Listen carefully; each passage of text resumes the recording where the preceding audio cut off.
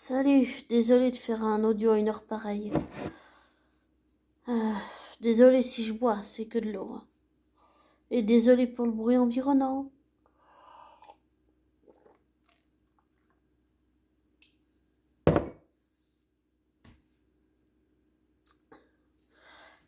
Je voudrais revenir sur... pas sur la série en elle-même de House of a Dragon, mais principalement sur le personnage de Daemon. Comment t'expliquer ça, Bonnie? Est-ce que ça t'est déjà arrivé que ça soit avec quelqu'un dans la vraie vie que tu connais ou ne connais pas, que ça soit physiquement ou par une photo de cette personne, ou bien que ce soit un personnage fictif? Est-ce que ça t'est déjà arrivé de te sentir, d'avoir comme une sorte de connexion psychique, que ce soit avec quelqu'un dans la vraie vie, ou que ce soit avec un personnage fictif? Parce que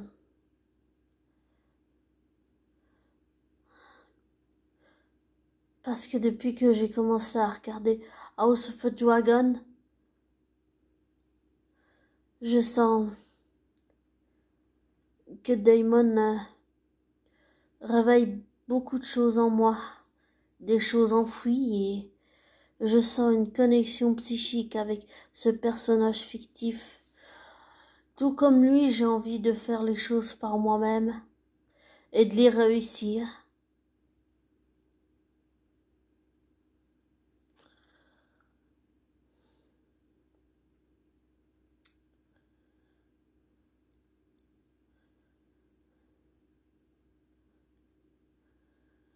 Et tout comme lui,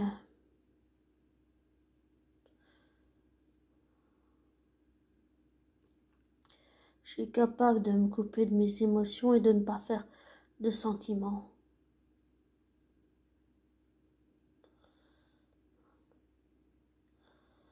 Mais comme j'avais dit dans d'autres audios précédents, si tu veux comprendre, va les écouter. Ouais, je me retrouve beaucoup en Daemon, même si c'est un Targaryen, qui c'est le frère du roi Viserys. Je sais pas, je me retrouve... Ouais, je me retrouve beaucoup en Daemon. Il a... C'est quelque chose de dangereux, de sombre, de violent, de ténébreux. Et je suis pas vraiment surprise ni choquée, même si ça reste impressionnant pour les dragons, mais on va dire surtout sur le fait, par exemple, de l'inceste, parce que j'ai cru, en me renseignant beaucoup, j'ai compris que l'inceste, dans l'ancien temps, donc à l'époque des familles royales, c'est quelque chose qui est pas maintenant dans notre monde, mais je veux dire à l'époque ancienne, c'est le Moyen Âge, c'est vraiment loin, loin, loin dans le passé. J'ai compris que l'inceste était quelque chose en fait qui était de coutume et qui était normal en fait. Même si dans notre monde à nous maintenant c'est quelque chose qui est normal, enfin normal peut-être, mais intolérable, inacceptable, oui. Pour certains ça l'est encore normal, mais d'autres pas. On vit dans des pays où ce n'est pas quelque chose qui est accepté, c'est quelque chose qui est devenu intolérable. L'inceste est inacceptable. Et c'est vrai que c'est pas quelque chose d'acceptable. C'est plutôt dégoûtant. Si on a la vision de maintenant et la vision du passé, maintenant ça nous paraît dégueulasse, c'est dégoûtant l'inceste. Alors qu'à l'époque c'était quelque chose de normal, mais j'imagine que tu le savais déjà, mais pour faire le parallèle, je veux dire, avec les Targaryens qui se marient entre eux pour rester purs, soi-disant. Enfin, pour moi, c'est un peu un parallèle avec ça. Le fait qu'il y ait une histoire d'inceste. Et je trouve aussi que Daemon a une façon un peu étrange de s'occuper de sa nièce. Mais bon, voilà. Je pense qu'il avait une petite envie de se la faire. Mais bon, après ça, c'est que mon avis. Mais je pense toujours que Daemon, même s'il ne fait pas de sentiments et qu'il est violent, je pense toujours que Daemon, émotionnellement, sur le plan, si on prend que le plan émotionnel, pour moi, de ce que je ressens, les ressentis que j'ai, c'est que Daemon, il souffre de ne pas être reconnu en tant que tel, même s'il veut le pouvoir, même s'il veut le roi, même s'il veut être roi, ou je ne sais quoi, et même s'il veut le trône et le pouvoir. Je pense que Daemon souffre de ne pas être reconnu en tant que tel par son frère, et que même si Daemon est manipulateur, je pense que Otto l'est encore bien plus que Daemon. Daemon c'est rien du tout à côté. Otto est un plus grand manipulateur que lui, bien plus grand. Et je déteste Otto. Je continue à penser que à cause de lui, Daemon et Viserys ne pourront pas se réconcilier parce que dans l'ombre, Otto tire les ficelles et il fait tout pour que les deux frères ne puissent pas se réconcilier. Je peux aller au conflit s'il faut, mais j'aime pas vraiment les conflits et j'aimerais bien, même si c'est qu'une série fictive, j'aimerais bien que ça s'arrange entre les deux frères. C'est tout ce que je souhaite à Daemon, d'avoir le frère qu'il mérite. Et je souhaite à Viserys d'avoir le frère qu'il mérite aussi. Et à Rhaenyra d'avoir le père qu'elle mérite, qu'elle a toujours voulu avoir. Et d'avoir l'oncle qu'elle mérite. C'est tout ce que j'espère, que ça s'arrange. Même si c'est qu'une fiction.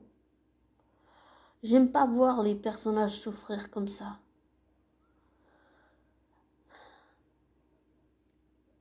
Et je confirme que je déteste Otto. Otto, c'est un mur, en fait. C'est un mur que pour le moment, Daemon n'arrive pas à percer pour passer de l'autre côté.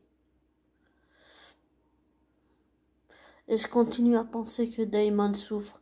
Il le montre pas, il fait pas de sentiments, il est violent. Ça ne l'excuse pas, je suis d'accord, de faire du mal aux gens. Ça ne l'excuse nullement, ça ne l'excuse nullement, mais je continue à penser que sur le plan émotionnel, Daemon souffre, oui, souffre bien plus qu'on ne le croit. Bien plus qu'on ne le croit. Ouais.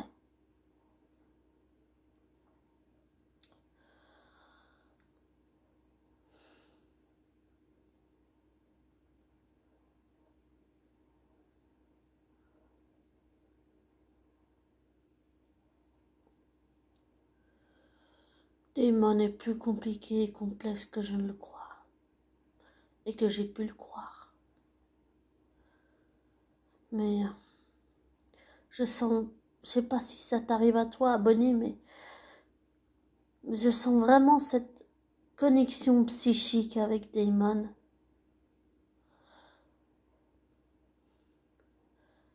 Et c'est un peu dérangeant, mais bon. Et gênant et embarrassant, mais je fais avec. Je fais avec. Parce que d'une certaine façon, je m'identifie au frère de Viserys.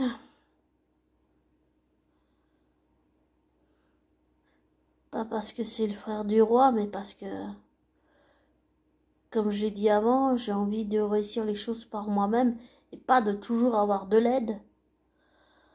Sinon, ça donne ce sentiment que quoi qu'on fasse, c'est toujours les autres qui vont venir nous aider et puis nous, on voudrait briller pour nous-mêmes et avoir de la reconnaissance et pas être toujours éclipsé par les autres. Et je pense que Damon, il voulait montrer ça. Il voulait montrer qu'il peut réussir par lui-même et qu'il n'a pas toujours besoin de son frère pour le sauver. Ou réparer ses conneries. Ou sauver la situation. Et je comprends tout à fait le désir de Damon de vouloir prendre de la distance. Vouloir faire les choses par lui-même. Et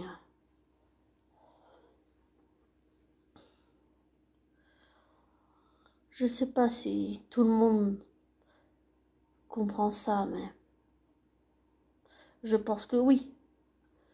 Mais je pense que je suis pas la seule à comprendre que Damon ait envie de prendre la distance et envie de réussir les choses par lui-même et pas de toujours avoir Viserys sur son dos qui vient sauver la situation à chaque fois. Ouais. C'est quelque chose que j'ai en commun avec Damon.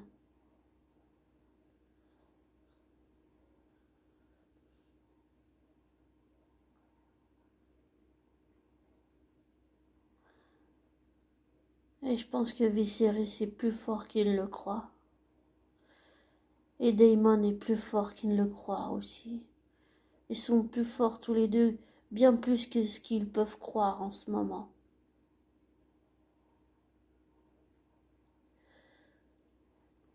Et quand je parlais d'univers parallèle, de notre monde, dans la vraie vie, en fait, pour moi, là on va revenir à notre monde en 2022. Comment expliquer ça? Je pense que dans la vraie vie, il existe des univers, par exemple, où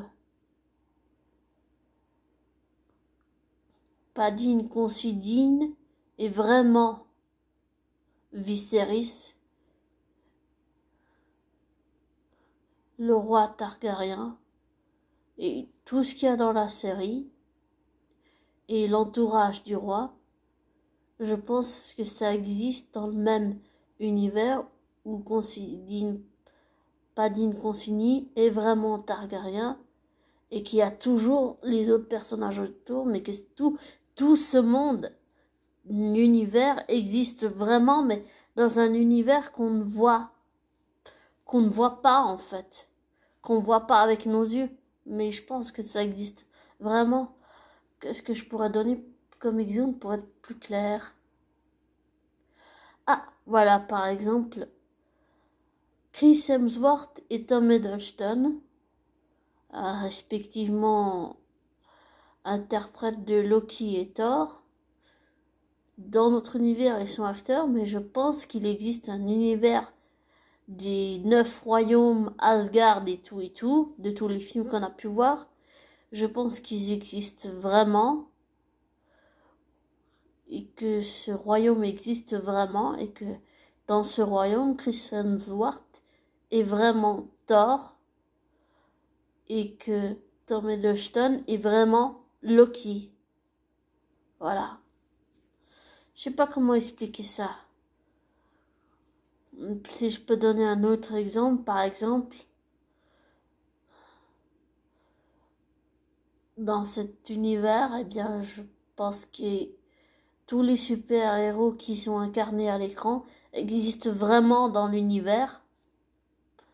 Mais ce sont des univers, des mondes qu'on ne voit pas avec nos yeux, puisque on nous a dit que ça n'existait pas, alors qu'en fait ça existe. Et c'est la même chose pour Game of Thrones, pour House of a Dragon. Je pense que tous ces univers existent vraiment, et que dans ces univers, dans la vraie vie, Elizabeth Olsen par exemple est vraiment Wanda, et que, comme j'ai dit, Padine Considine, Matt Damon, Emilia Clarke ou plein, ou les autres acteurs, je pense qu'ils sont vraiment les personnages, mais dans un univers qu'on ne voit pas avec nos yeux, mais ça existe vraiment. Comme j'avais dit dans un autre audio, par exemple, je pense vraiment que Benedict Cumberbatch, qui est un excellent acteur anglais aussi, qu'il existe vraiment en tant que Stephen Strange, en tant que super-héros, qu'il existe vraiment dans un univers qu'on ne voit pas, mais qu'il existe vraiment dans la vie et que c'est pas juste que les films qu'on nous dit que c'est de la fiction, en fait, ils existent vraiment dans des mondes qu'on ne voit pas, mais qu'ils existent vraiment et pas juste faire croire que c'est de la fiction dans les films ou dans les séries ou dans les télés. Enfin, dans les séries télé ou comme ça. Je sais pas si tu vois ce que je veux dire. Abonné, mais c'est un peu difficile à expliquer, mais voilà ce que je crois. C'est ce que je crois, c'est ce que j'ai toujours cru. Après, peut-être que j'ai tort de penser comme ça, mais après, chacun sa pensée, on est libre de penser comme on veut et comme je cite Florent Pagny, la chanson Ma liberté de penser.